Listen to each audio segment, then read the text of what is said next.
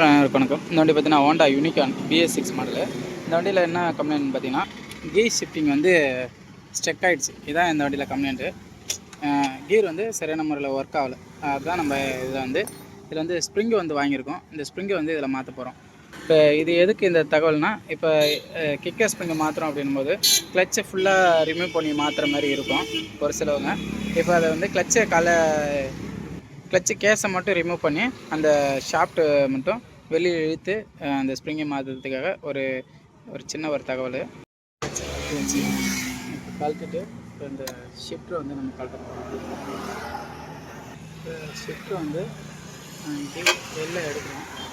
இப்போ இது வந்து எந்த ஒரு கிளச்சையும் நம்ம மேலே இருக்கிறத ரிமூவ் பண்ணல. எல்லாருக்கும் தெரிஞ்ச விஷயந்தான். இருந்தாலும் இதில் ஸ்ப்ரிங்கு கட் ஆகிடுச்சு. இந்த ஸ்ப்ரிங்கை தான் நம்ம மாற்றணும். இப்போ இந்த வண்டியில் இந்த ஸ்ப்ரிங் வந்து நமக்கு வந்து டெம்பர் போயிட்டு இது கட் ஆகிடுச்சு. இப்போ புது ஸ்ப்ரிங் வந்து மாட்ட போகிறோம். புது ஸ்ப்ரிங் கிளச்செல்லாம் ரிமூவ் பண்ணாமல் அப்படியே எடுத்துகிட்டு மாட்டலாம் அப்படின்ற ஒரு தகவல் தான் இது. இப்போ இதில் வந்து புது ஸ்ப்ரிங் போட்டாச்சு. பழைய ஸ்ப்ரிங் லாக்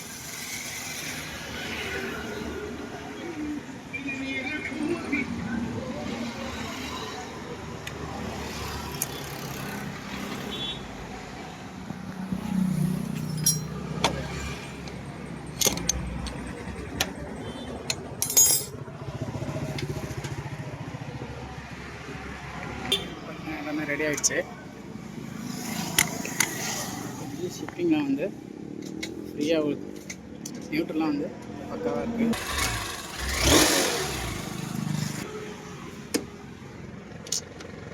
இப்போ இதில் கம்ப்ளைண்ட்டே பார்த்திங்கன்னா, அந்த கீர் ராடில் வர இந்த ஸ்ப்ரிங்கு கட் ஆகிடுச்சு. அதான் கம்ப்ளைண்ட்டு. அதனால தான் சரியான முறையில் கீர் வந்து ஷிஃப்டிங் ஆகலை. இப்போ இது எதுக்குன்னா, ஸ்மார்ட் ஒர்க்காக கிளச்சை ஃபுல்லுமே கழட்டாமல் இது வந்து ஈஸியாக கழட்டி மாட்டலாம் அப்படின்ட்டு தான். இது வந்து கஸ்டமர்கிட்ட நம்ம பேசும்போது ஃபுல்லாக பிரித்து தான் பார்க்கணும் அப்படின்ற மாதிரி சொல்லணும். நமக்கு வந்து வேலை வந்து ஈஸியாக முடியணும் அப்படின்றதுக்காக.